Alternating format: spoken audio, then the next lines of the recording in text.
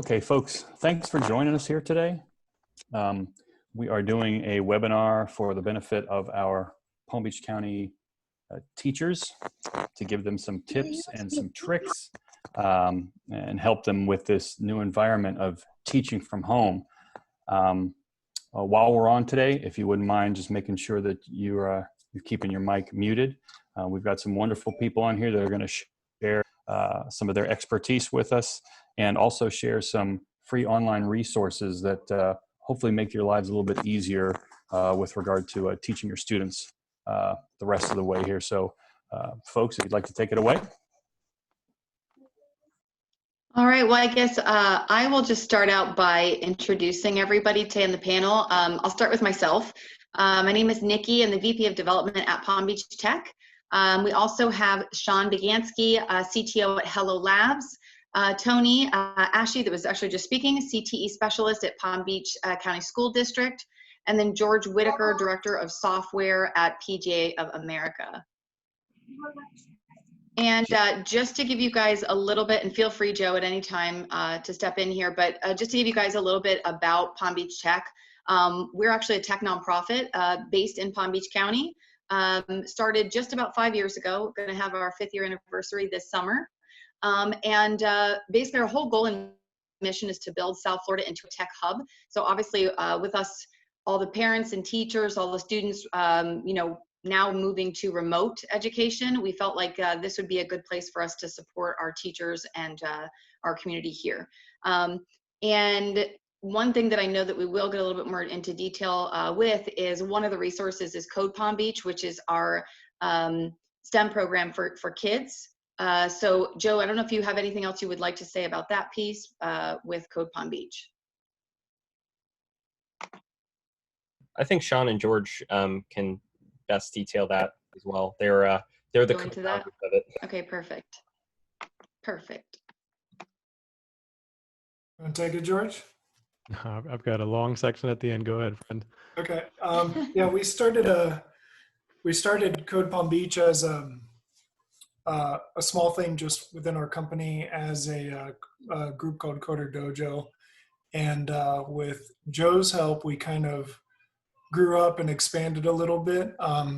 So now we were holding classes in 3 to 4 locations each and every month.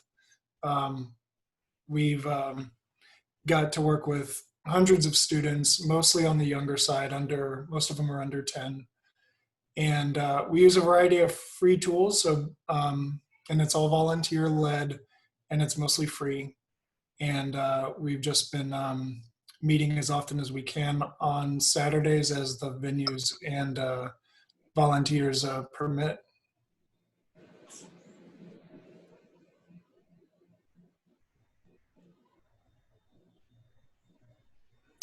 We also offer some more advanced and paid courses. I think I missed it, was 2 slides back. That kind of takes them out of the kind of free curriculum and into a more structured curriculum where they're learning more real world skills like HTML, JavaScript, and building a web page from scratch. And we partner with the Science Center to accomplish that.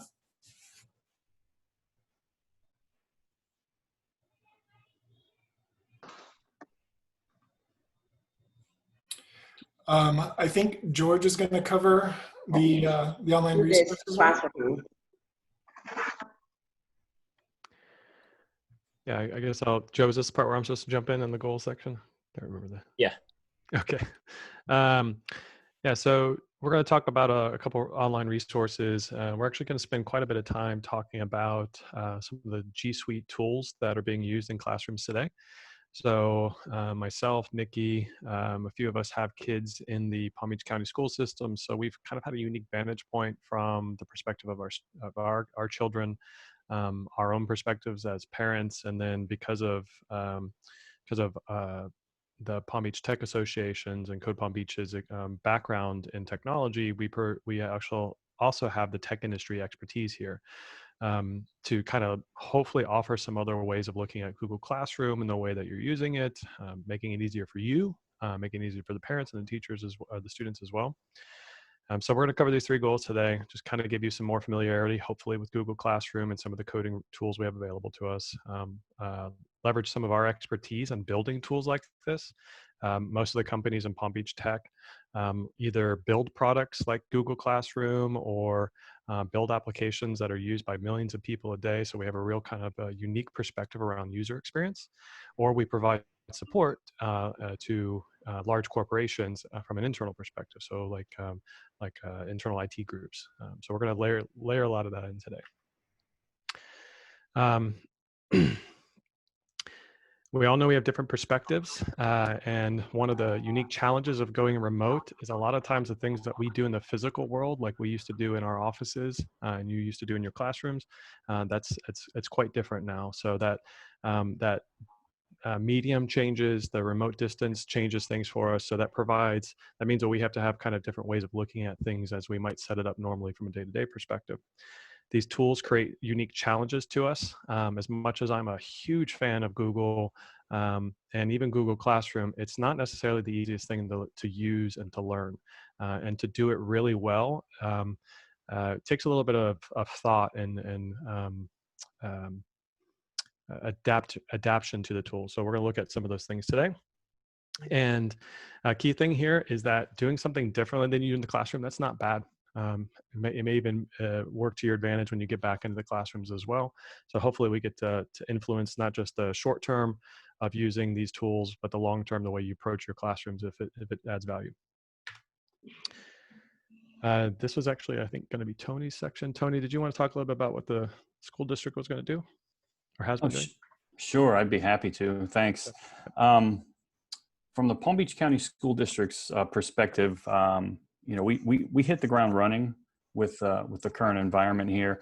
Our response to COVID-19 was that we distributed almost 65,000 devices to students who didn't have a device at home that they could use for online learning. We saw a 200% increase in the number of Google Classrooms that were created, 39,000 active classrooms.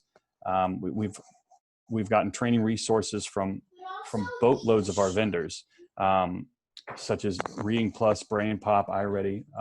Most of them, ran with this opportunity and came to our assistance. Other companies as well, vendors like Microsoft, who's right in our backyard. But 86% of our students logged into the district portal to access online learning on that first day. That's over 150,000 students. And 125,000 students are accessing the Google Classroom on a daily basis. What we've done from the vantage point of my department, I work in choice and career options. I'm a career and tech ed specialist, is the first thing we do is we set up a remote website specifically for our teachers. On that site, we house all sorts of resources that the teachers can implement in their curriculum now that they're teaching remotely. We made the Adobe Creative Cloud and all of the Microsoft Office software available at home for both the teachers and the students. Now, a lot of our students went home with Chromebooks, which it uses the Chrome OS, can't run Adobe or Microsoft software. So we created alternative resources for our teachers and students to use on those devices. And obviously, we want to thank Microsoft for coming to our aid with that, with the Office 365 plan. But on a smaller level, we've hosted ongoing Minecraft for EDU webinars through Microsoft, Digital Labs, and I2E. Minecraft for EDU is a great resource. It teaches kids how to code, but Minecraft for EDU also has hundreds of embedded lessons on math, science, social studies, and it gives teachers and students an opportunity to collaborate and build while they're learning. So it's a great avenue now that we're all kind of stuck at home, trying to teach and learn.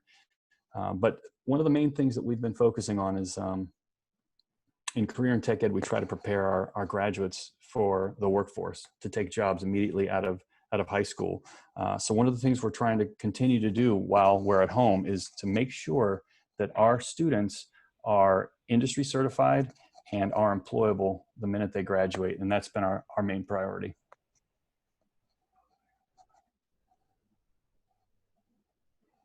All right. So this next part, we're going to talk quite a bit about Google Classroom.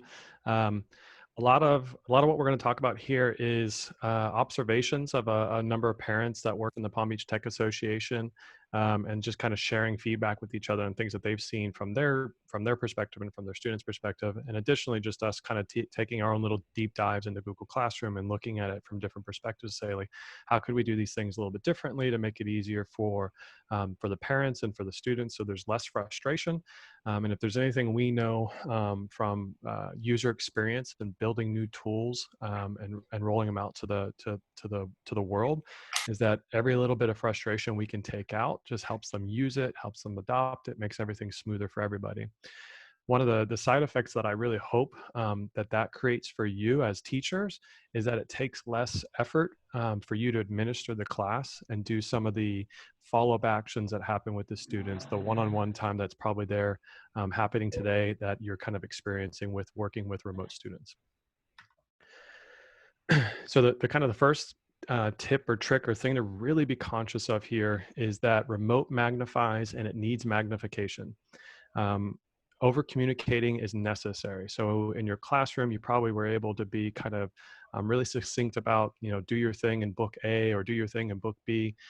In an online medium, it's new technology for them, and you got to be really specific and really over communicate to them what's happening and where it needs to happen.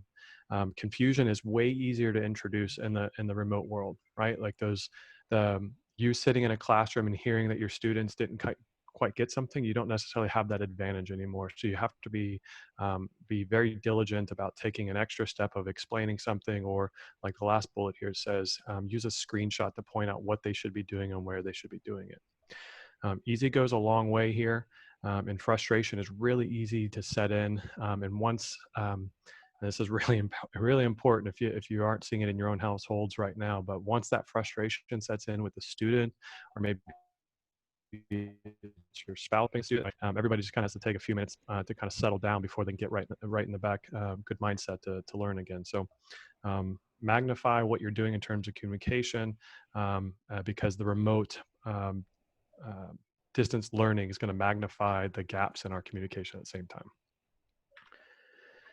time. Start with clarity. And this is not just for students, this is for the parents.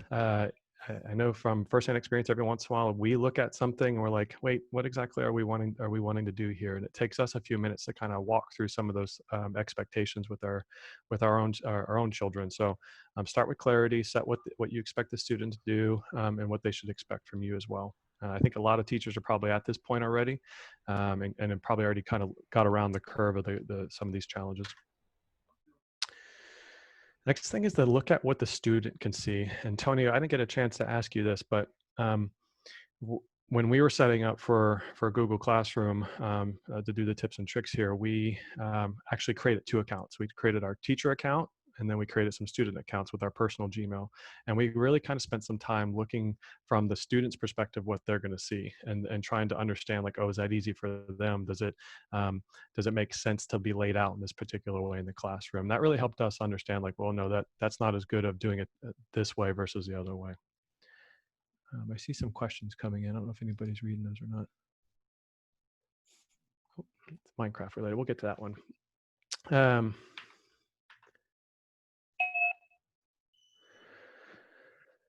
Use the classroom as a one-stop shop. If you look at some of the student inboxes, Google Classroom is really chatty, and relying on email can be a little problematic for them. They're not quite as accustomed to it at the K through 5 range as we are. But if you centralize around Google Classroom as the place where all your announcements are going to be, that's going to make it real simple for them to know where they need to go for what needs to be done. There's a couple settings in your classroom you can look at disabling. The stream here, which is students can only comment and show condensed notifications. These things will kind of cut down on some of the noise that's being created within the classroom. And if you just drive all your announcements there, that can be pretty beneficial. Topics. I don't have a good example of this one, but when I started playing with Google Classroom, I did the exact same thing that my daughter's teachers did, and I created math, science, reading, and all the different topics or subjects that I would want to kind of organize things through. So Google kind of draws you into this thought process, but when you switch to look at it from a student's perspective, it's actually kind of confusing to know what you should be working on. So Liz actually came up with this great little strategy here. Liz Elliott is a colleague of mine and a former colleague of Shannon as well, to organize your topics really by time. So here, where this multi-week would normally say something like science, or week 420 would say math. If you kind of change that and say, well, let me use my topics to organize by sequential order, you get to take advantage of a really important feature here, which is you can sort these things within Google just by dragging and dropping and moving up and down. And what's important about that, you always want to keep the most important thing above the fold on your student's computer, right? As your classroom gets really long, all the other stuff is going to kind of slide down on the browser, and they're not going to see those things. So if they need to work on something today, if they need to work on something this week, try to keep that at the top of their screen so they always know it's there. Yeah, don't use topics like reading and math. Subject as prefix. We'll see this here in a second in another slide, but the idea here is that where you see like 4-4 math, you can actually start creating shorthand prefixes at the beginning of your assignments and materials to denote which subject it is. So you still get the benefit of having subject organization without actually confusing the what's important chronologically in this view. Assignments, keep the titles unique. Doing something like today's lesson as a name would be kind of confusing as time progresses. If you don't have, if the assignments from your lesson plan don't already have unique names to them, at least sequence them and put some dates in there. It'd be really helpful for parents and students to kind of know, okay, this one's the one for today. If for some reason they get a tab open with just that assignment, they're looking at it. Assignments 1-to-1. I saw a little bit of this myself, and I heard from some other parents that this was a common thing where sometimes teachers would actually kind of jam a bunch of different assignments into a single assignment. Try to break that up, right? It creates a little bit more work for you when you're setting it up, but it actually causes a lot less frustration and creates a lot of clarity as well for the student and the parents who are probably double checking their students that they're getting things done. I know my wife and daughter have had a number of conversations around them thinking that everything is done. And it's really difficult sometimes for them to kind of look and validate that, yeah, you're right, you did get it all done. Great job, high five. Now you can go play Minecraft for EDU at this point. So if you break it up and make it really rather granular for the parent and the student, it's going to be clear for everybody when they are done.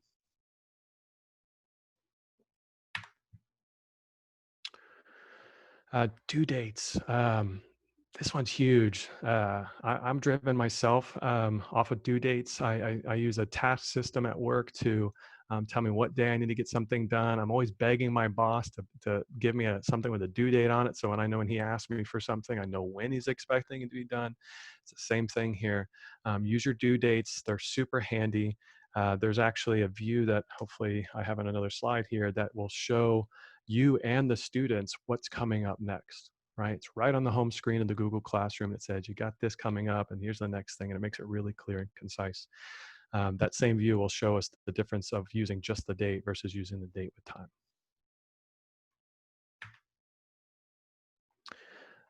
Assignment instructions. This is another place that I think is a big win in terms of kind of restructuring some of the ways that we've been seeing some assignments get set up. So on this screen, we see a couple things. At the top here, we see that math prefix. And I think this was taken from one of my daughter's lessons, actually. Yeah, I think she's supposed to be doing this today. Math, cubes, lesson 5. So I think this was a lesson plan that the teacher had. And I just copied it into the title of the assignment and started copying out from this Word document the rest of the notes that were in there. And there's some really important things. If you take the instructions out of a Word document or the thing that it's embedded in and put it here, it's super clear for everybody. Using the links to like a video that they need to watch, or if they need to go to, I think it's iStation or some of the other kind of educational tools in the portal, embed those links here. If the link is super long, use your URL shortener that's available in the district portal to make it fit on the screen and be clear to the student what they need to click on. Down below, you see that there's an embedded link there from Google. I wouldn't recommend using this. It's actually confusing. So I'm supposed to click on that link there. So here's an example where the Google UI isn't actually the best, and you want to kind of overcome a little bit by embedding links directly.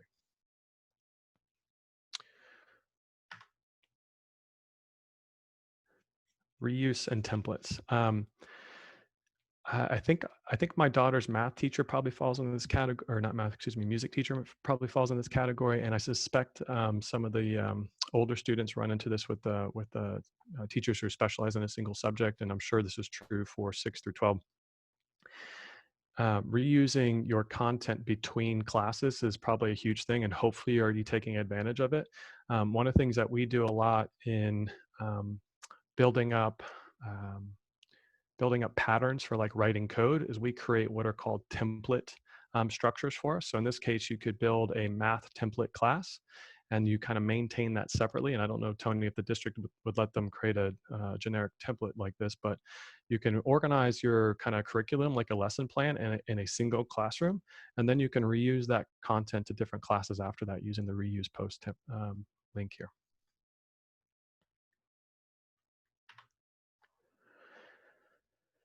Check their pulse. At the PGA, we actually just started doing this a couple weeks ago, where we have a couple hundred people here in Palm Beach County who all have to work somewhere else, and it's the same thing that's probably happening to your students, where those normal little micro interactions that they have with the other students, with their friends, with you, the teacher, they don't get that anymore. And more importantly, you also don't get that. So it's probably a little bit harder for you to know how your students are doing unless you're just on a video chat with them all day long, which kudos to you if you're doing that.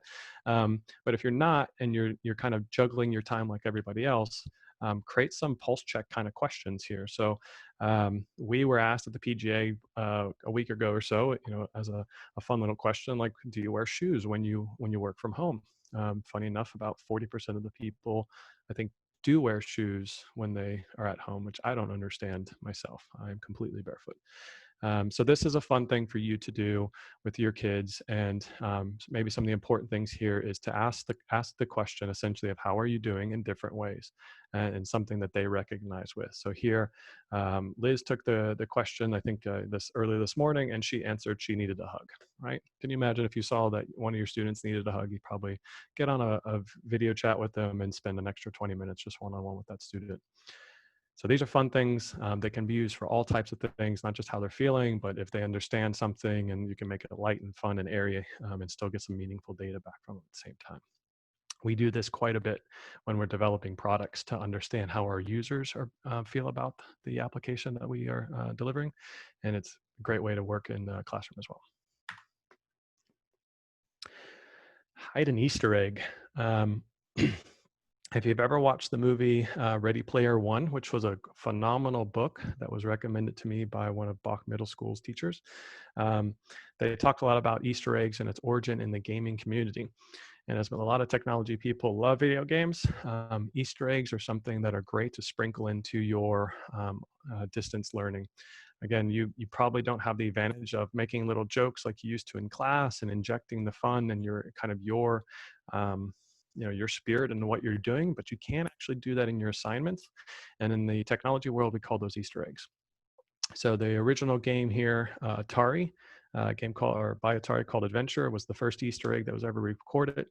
And what it is essentially is just a hidden thing that somebody who's really looking closely can find. And when you do that, you can actually make a game of it and get your students to pay closer attention to the details, maybe of the instructions for an assignment or the material that you've created for them. So that way they're always looking for it. And when they find it, it's a lot of fun and brings joy. And if you notice on the screen here, there's an Easter egg, which is a picture of my daughter hidden somewhere on there. So those little things, when they see themselves or a pop culture reference, it just kind of highlights them and breaks up the monotony of a day. This one's really important. Hopefully keyboard shortcuts are things that are talked about quite a bit in Palm Beach County School District. I know we just rolled out Google and at the PGA ourselves, and we still have a lot of internal campaigns to help people understand how to take advantage of the shortcuts.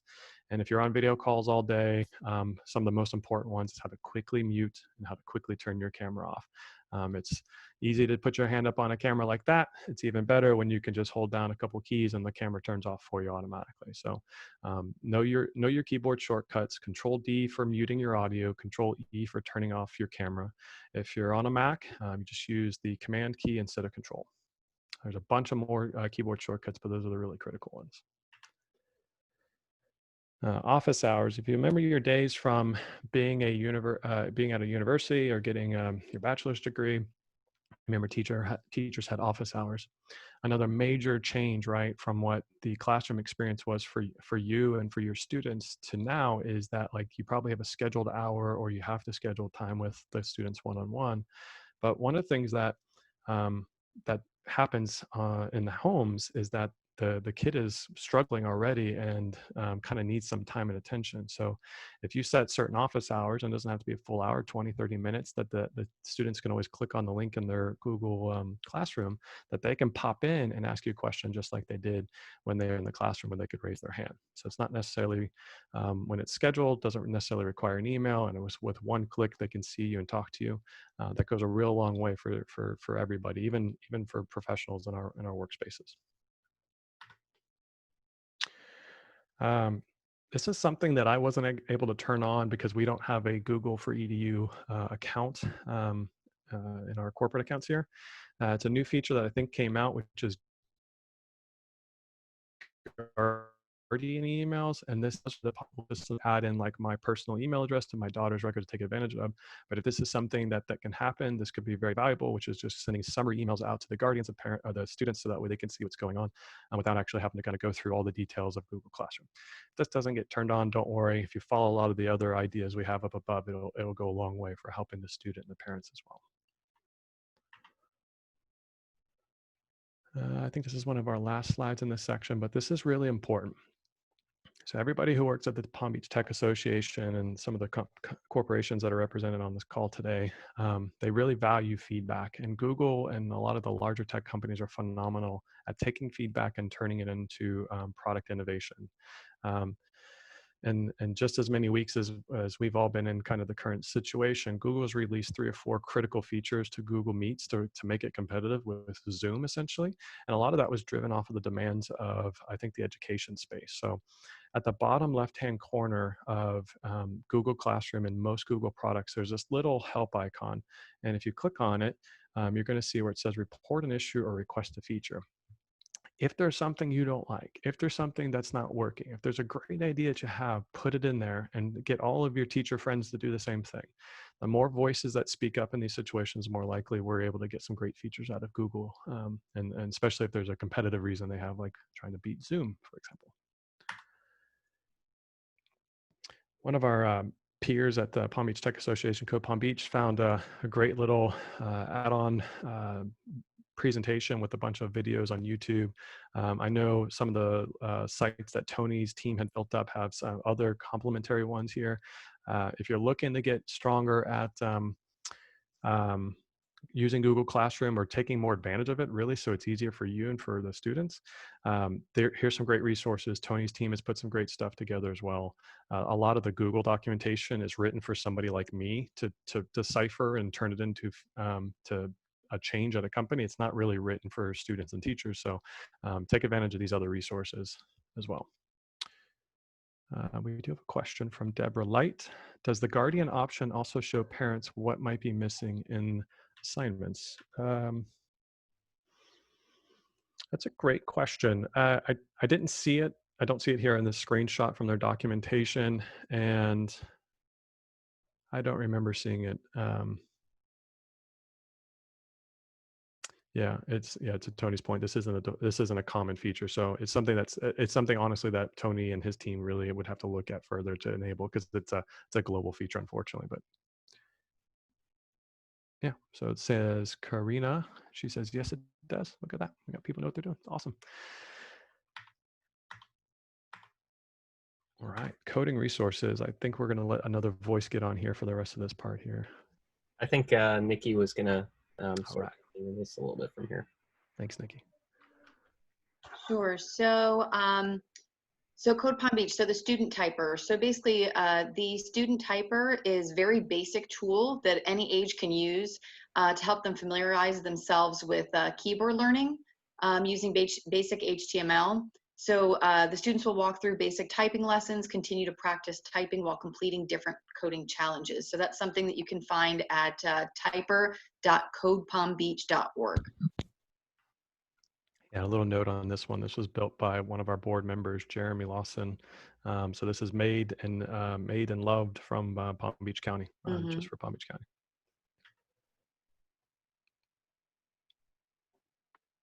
So code.org. Code.org is a great beginner tool for younger kids.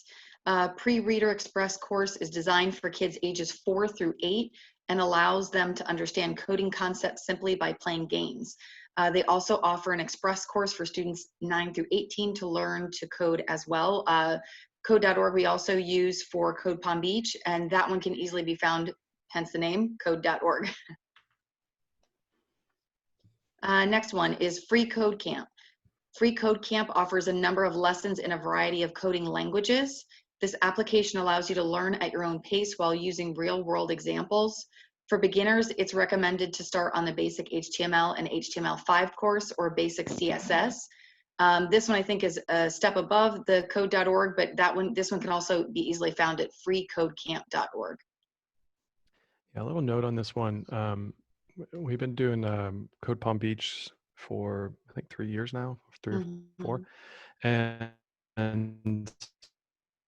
not uncommon for us sessions ask us like, hey, I'm interested in learning the code. I want to do some of this. Just the other day, I had one of my colleagues at the PGA who asking me about learning the code, and I sent them to a lot of these same resources. So given our current economic situation that the United States is in the world, if you know somebody who's interested in learning, these are great tools for anybody, kids, adults, it doesn't matter. George, we actually have, I was going to stop real quick to make sure I answer the question. It says, how can I setting in my class the link for Google Meet, the same that you did? Yeah, there's a setting. Let me see if I can get into mine.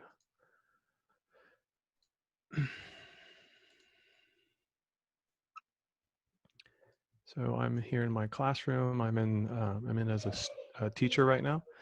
And then this little gearbox up here, if you click on it, you might have, it's this one, disabled.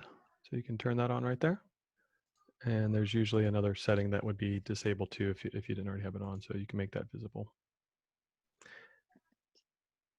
For me, then I took that, copied it. And you can do things like just paste it right in there. This one's a little bit different. I think there's actually a lead that we have to do. It'd be weird if I put Google Meet on Zoom. I think the world will just kind of implode on itself if we do this. So you'll actually get a unique link here too. If you're doing like an office hour, it's a better way to just kind of generate one off of the Google Meet itself. Karina actually had a good comment here in the chat as well. Please make sure to disable the link after using so the kids cannot go into the Meet without the teacher. Exactly, yeah, that's been a common thing. Yes. Turning that off. George, if I can chime in for just a second too. Please. I think if you go back into your settings there real quick and scroll down to Meet, I think there's a way to disable, well not disable, but to regenerate a new code. Is there a way to do that? Yeah, or reset a new code. So teachers that are maybe having an issue with students going into their meets when they're not there, a way to combat that, not only just to turn it off, but also to reset that link, and then don't share the new code until 5 or 10 minutes before the next session. Yep. Good tip. Deborah says we were told that was fixed so the students could not get into the Meet unless the teacher was in there. Do you know anything about that, Tony? I haven't tried it out for myself. Google has been rolling out a number of features, security features for our teachers. And the unfortunate thing is that a lot of those updates are hitting some people's computers right away. Others aren't seeing the updates happen until days later. And I don't know if it's because of the version of Chrome that's on their machine or if it's the machine as well. But certainly those updates will hit everyone at some point. They're just not hitting everybody at the same time. So, you know, it's good to have your own backup plan, you know, just in case in the meantime. Very good. Okay. Yeah. And Karina says also the feature only works through Google Classroom as of now. Okay. It's important thing to note what you're seeing on ours is a corporate Google Classroom, not necessarily all the same features that yours would have. Great questions.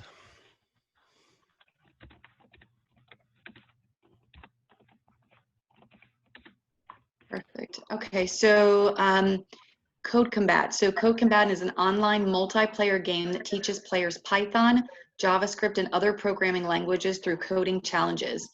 Defeat orgs, grab gems, and level up your hero as you improve your coding skills. So I think this is a step above the other two that we had just described, but I think it also incorporates more gaming for them and gamification. So I think it's, even though it's a step above, it's more fun for them. This can easily be found at codecombat.com. So this one is .com versus I think the other two are .org, just to pay attention to that. Yeah, just if you're working with kids and or you're trying to break up what they're normally doing, we typically bounce between these different things: the Typer, Code.org, freeCodeCamp, and CodeCombat. Depending on like how they do, just leave them be. 45 minutes is typically a good marker for them to like start picking their head up and say, all right, I want something else. And you just cycle into one of these other tools if you're trying to work with either your own students or your own kids, and teach them a little coding. And they're fun for adults too.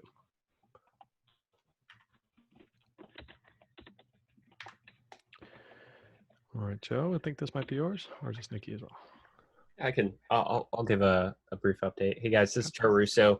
I'm the CEO of Palm Beach Tech and help run Code Palm Beach as well with the team here. Just wanted to also highlight a few of our partners that are out there doing some really neat stuff right now. If you haven't seen the South Florida Science Center, we had a webinar with our with some parents on Monday, and they're really doing some neat things using Facebook Live and creating some virtual things. The thing that looks really fun to me was this virtual science fair aspect. They actually have a contest to develop the best Rube Goldberg machine in Palm Beach County. And I'm kind of bummed that I am out of the age requirement for that.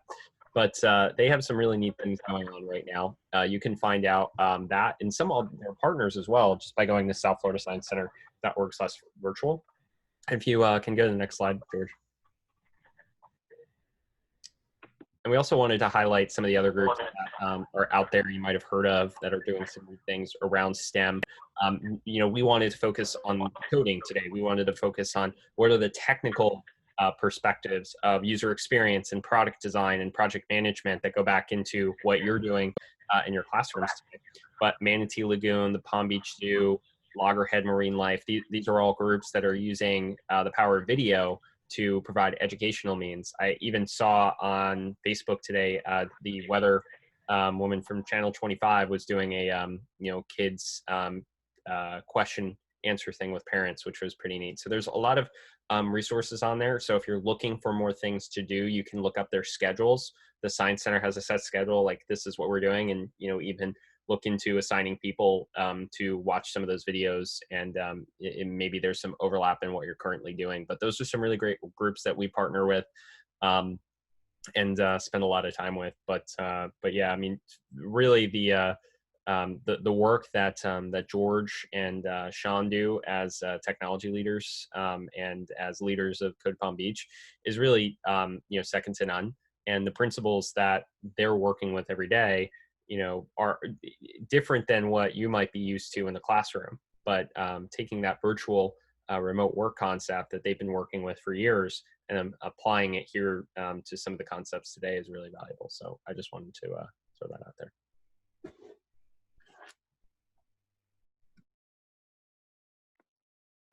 So I think this is where we'll probably open it up to questions to any of the panelists, if anybody has any. We can go through them. If somebody doesn't have the capability to take themselves on mute or can't right now, you can also put questions in chat.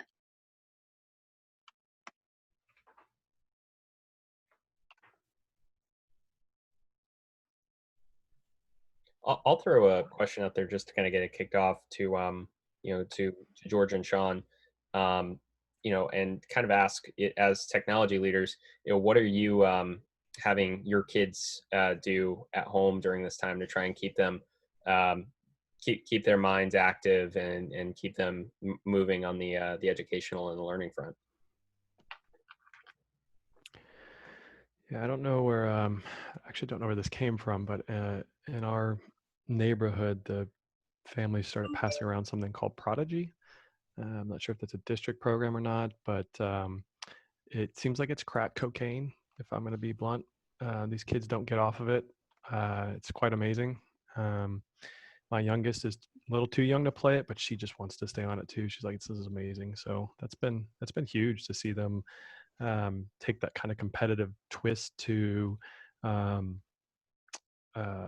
learning, right? They go like head to head with each other, and they try to, I think it's head to head. Maybe there's just a computer on the other side, but it's amazing to watch that. That's been huge, and a number of families in our neighborhood have really kind of latched onto it. Yeah, we my boy is 5, so he's a little bit young for some of the things I'm anxious to do with him, but frankly, we are getting outside more because he's already in front of the computer for 4 or 5 hours in a block. So super fun, like a straight video game or Minecraft or something like that, he's pretty much done sitting at the computer. So I think we're outside more than ever. Like 3 o'clock, 4 o'clock, it's scooter time, things like that. Yeah. Gotta reset them. Yeah, we actually take 30 minutes every day and do a recess time in the middle of the day to get them exercising, get them to break up things. My wife and my youngest daughter were having a real rough day, like 2 days ago in the morning, like right off the bat, just fighting, didn't want to do anything. And we actually just had to call a timeout. So it's everybody just go outside and run around and come back when we're all ready. And it did it. That was huge to keep their mind sharp and really focus, was just to break it up. I think it's the same for us. Like I'm really bad about breaking. Like sometimes half a day will go by and I haven't gone to get a glass of water. So like we have to set timers and break it up, because I think when they're in the classroom, right, they get little breaks. They joke with their friends and things like that. They're not just expected. They're not, I think we probably have to remember they're not, full-time employees that are used to sitting at a desk all day. Yeah, those are all really, really good points, folks. Sean, you make the point of getting away from the device. This is new for a lot of us that don't work from home regularly. But I know that's an issue here in my home as well. Is watching our daughter do her work and realizing how close her face is to a device screen all day. It's not good for the development of their eyes. And one of the things that we started doing was casting the computer, her laptop, to the TV. If she's just been in front of it for a little bit too long, like you all mentioned, we take breaks. She's actually out riding her bike right now with her mom. But if it just gets to be a little bit too much on any given day, we'll cast it to the TV. We'll put her on the couch, about 10, 12 feet away, and, have her doing that. It's not a perfect solution, but she's now doing her work and not 14 inches from a screen anymore. So I think that's something that we're all dealing with right now. We're glued to our devices, not just socially, but now also because it's a requirement for our work on our school. So I think we do need to stay cognizant of the amount of time that we've got our faces in our screens. Yeah, there was a comment here in the chat about playing board games. I second that. We do a lot of board games. One of our favorites is something called Splendor right now, and it's a great strategy and counting game for the little ones to count out how many gems they have to get to buy a card to win the game and how many points they need to get. So it really kind of hits them in critical thinking and math at the same time. So I think we have kids as young as 5 or 6 who can play that pretty comfortably, and sometimes win and beat the parents. And that's always a bad day when you lose to a kid.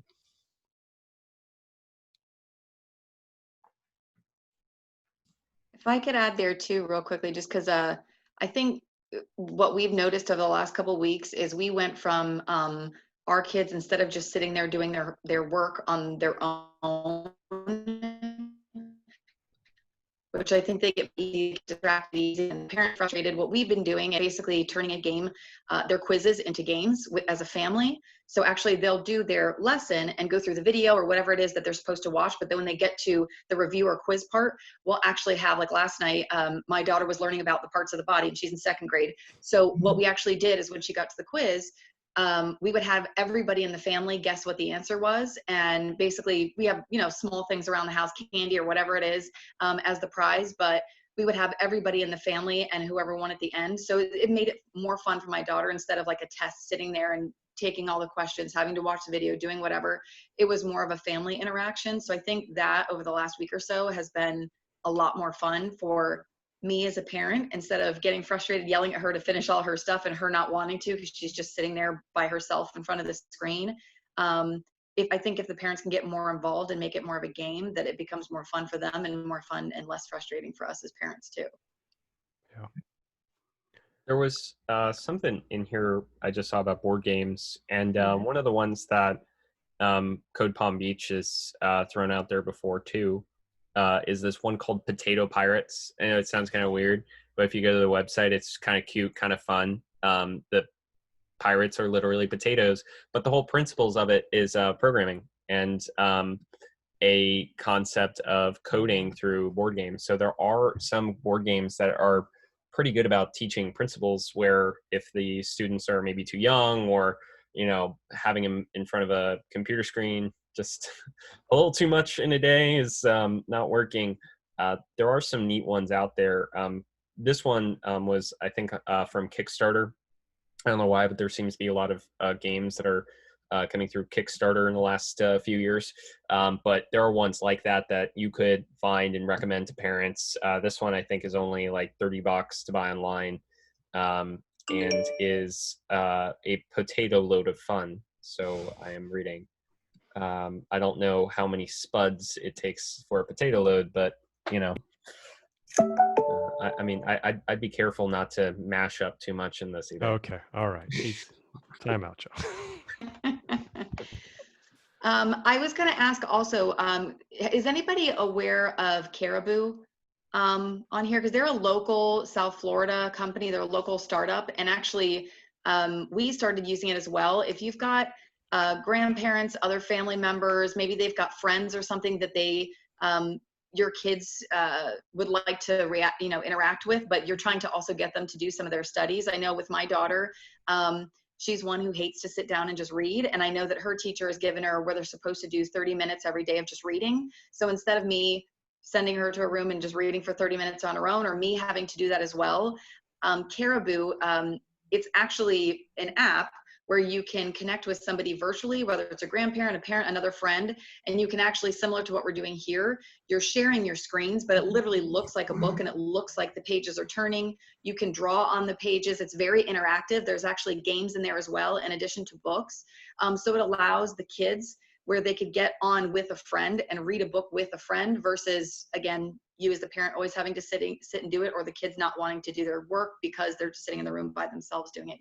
Again, it's called Caribou. It's actually really cool. Thank you, Tony, for putting it in the chat.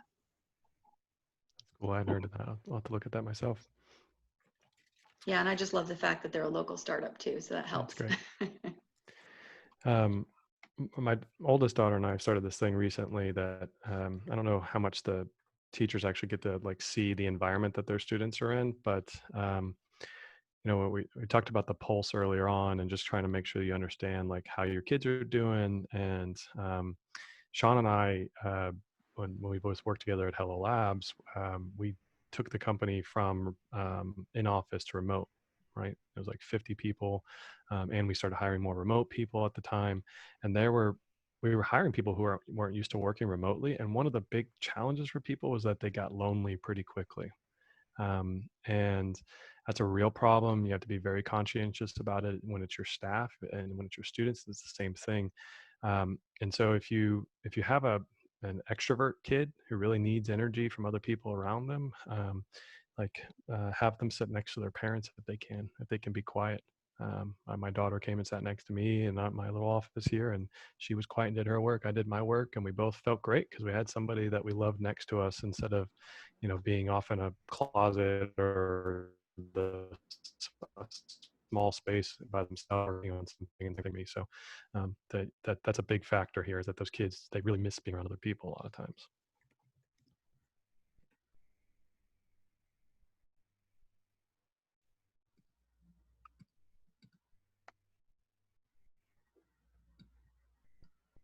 So I don't know if there's any other questions to go on, but for those who signed up on the sign up website on Eventbrite, we had a link to two resources. One was the Code Palm Beach resources page, which is just Code Palm Beach -resources, or codePalmBeach.org-resources. And the other was the Science Center's virtual science page. All of the resources that we talked about here, you can find on that Code Palm Beach page that Sean's bringing up, or excuse me, George is bringing up right now. And these are things that our team is working with every weekend. I mean, typically every weekend. So if there are questions that you guys have about how did we employ this, what have we found be the best case, or maybe the pitfalls there, please send us an email. You can reach us there at team@codepalmbeach.org. And we can get our team getting in touch with you for feedback. The one thing, the student typer, that was all custom built. That's open source, which means we can work on that, add to it, change it. If you're finding things that your students are doing with it that you're like, hey, this is a use case you might not be aware of, send us the feedback. We built this for our community. I mean, really, Jeremy built it. He took a huge leadership in doing that, and he's a local developer at a large tech company down here in West Palm Beach too. So I just wanted to throw that out there. And I saw somebody brought up Minecraft. We're looking into Minecraft as well. I am been watching my roommate play it for 7 days straight personally. But, on the other side of things, we are looking at doing online courses on the weekend right now. So this might be something that you get an email about. We're going to be testing it out next week, about getting everyone together and seeing, can we do with Zoom a breakout session with 5 local volunteers as proctors to go through some of this with students, either be a student hyper or a freeCodeCamp or stuff like that. The mini summer camp. I don't know if we've talked about that. I don't know what a mini summer camp is as opposed to a full summer camp, but we are looking at programs online. I don't know if you saw that, George or Sean, that question. Yeah, and we've talked about a lot of things in our board meetings to come up with ideas for more than just like the Saturday events that we typically hold. So our organization is kind of interesting because we are all volunteer led, meaning that pretty much everybody is a professional in the tech industry locally, and just has kind of intrinsic, largely intrinsic, but and those longer time commitments, like that's really hard to get volunteers to show up in that fashion, or in that case kind of take time off from their day-to-day job or be away from their family. So we're trying to overcome those challenges. We're not really big on pitching for donations, but obviously if we can hire full-time staff at some point, that's a big way for us to do those mini camps and do them hopefully free as well, and offer them to the community that's out there. But nothing's planned right now at this point.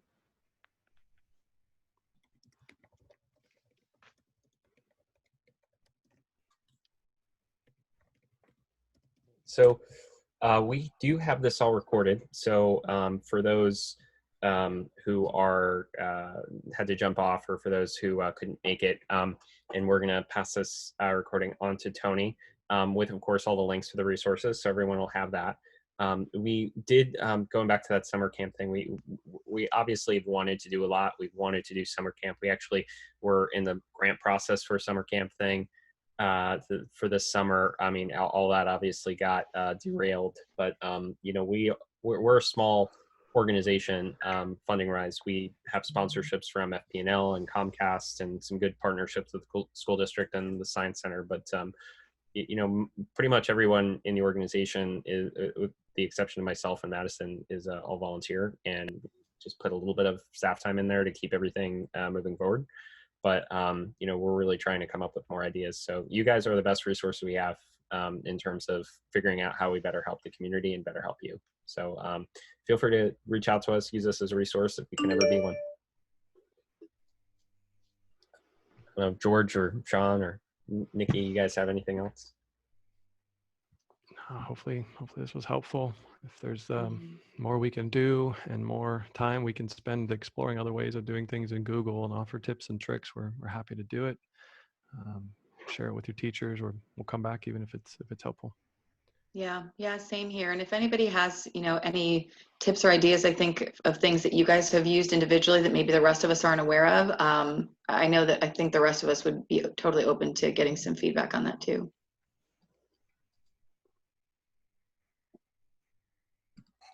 Yeah, I'd like to thank you all, our local business partners, for volunteering to do this today, and it means a lot to the education community that our local business partners want to get involved and help our teachers and students out. And I want to thank our teachers for joining us here today. I know every week seems like a month. This month that we've been doing this has seemed like a year. And a lot of us as educators weren't prepared to take our classes totally online. So you know, we're willing to take any assistance that we can get. So this was a great event at a pivotal time, and I just want to say thanks to everybody that was involved with this today. This was a good thing. Yeah. Well, thank you for doing all your hard work on your end, Tony. Yeah, thanks, Tony. All right. Thank you all so much. We'll care. stop this recording, and hope everyone has a good day. Bye.